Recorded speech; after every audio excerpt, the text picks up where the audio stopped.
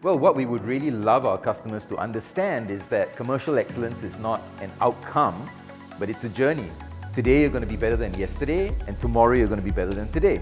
But in order to get onto this journey, you've got to bring disparate elements of your strategy together to deliver upon something that is sustainably competitive for you in your market. So how do you play to win?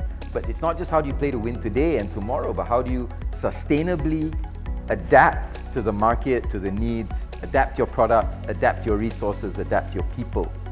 That's the outcome that I would really like our clients to achieve. And I also look at commercial excellence as kind of like a new muscle that organizations need to build. They typically have great brands, great product portfolios, but let's face it, so do their competitors, right? Their competitors are not incompetent people. They have good people, they have good products.